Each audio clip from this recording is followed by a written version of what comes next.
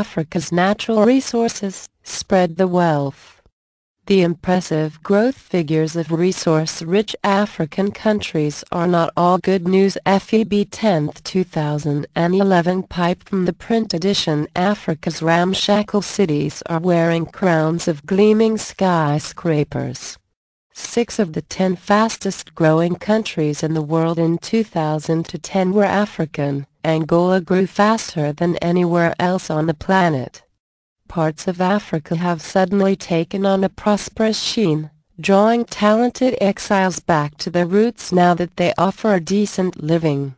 Talk is of a virtuous circle in which growth feeds expertise, which feeds investment.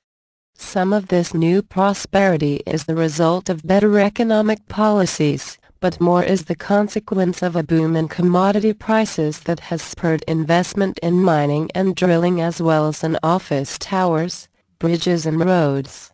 Even if it is mostly the result of luck, who would begrudge Africa's renaissance? At last there is money to spend on helping the poor. The need is great: electrical power and clean water, transport networks that can boost regional trade, schooling and primary health care for all. Sadly, many countries are squandering their best chance in decades. Equatorial Guinea's elite hoards a fortune in opaque accounts. Chad channels wealth to bent officials. In Sudan they inflate the cost of infrastructure projects and siphon off funds. And state firms in Nigeria are privatized by handing them over to crony managers. Africa: the failure is about more than just predictable corruption. Africa suffers from the resource curse, which blights countries nature-made rich. Corrupt states become more powerful because revenues from natural resources flow straight to them. Health and education suffer as poorly paid doctors and teachers take jobs in oil firms. Fighting over resource-rich areas like the Niger Delta frightens investors. The effects of the resource curse are painfully clear in Africa. Insiders and profiteers are increasingly using oil revenues to take over service industries. They crowd out entrepreneurs and create their own monopolies. At first glance, countries like Angola, see article, look as if they have thriving private sectors, but those firms are really loose cartels run by the oil-rich elite. Some governments are also using resource cash to maintain control. Cronies buy independent media and foreign leaders hear that access to oil depends on turning a blind eye to the brutal silencing of domestic critics. And even good intentions often fail the poor. Africans joke that the animal they see most often these days is the white elephant, high-profile investment projects that serve no purpose. Angola has built 24 new hospitals, but cannot staff them because, although it has 18 million people, it has only 1,500 doctors. Although among Africa's richest countries, it is the only one in the world with cases of urban polio.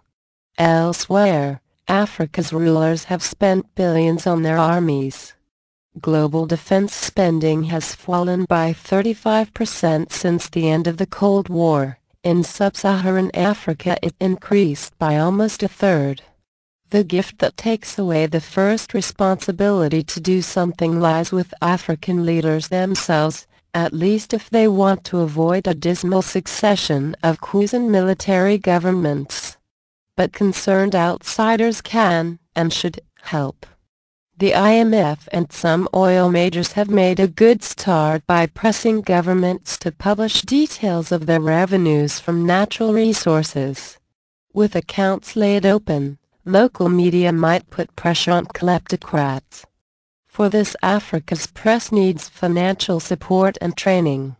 Microloans and trade links can help entrepreneurs compete with state-backed monopolists. No place without the institutions to hold powerful men to account can completely escape the temptations of huge resource wealth. But Africa's poor deserve so much better.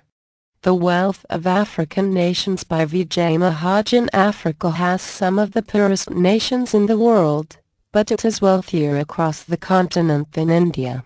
The average gross national income, GNI, per capita across all 53 African nations in 2005 was about $954, more than $200 higher than India's.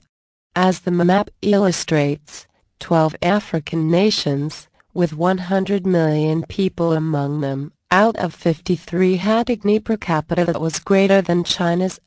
20 nations, with a combined population of 263 million, had a GNI per capita that was greater than India's. That concentration of wealth represents a huge potential market for companies worldwide. Of course, serving this market means overcoming the myriad economic, political, legal, medical, and social challenges facing the continent.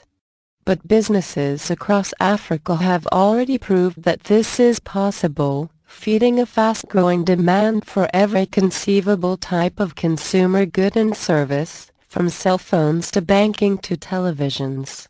Africa is defying its image as a charity case, prompting entrepreneurs and entrepreneurial businesses to invest in it as they presciently did in India 2 decades ago.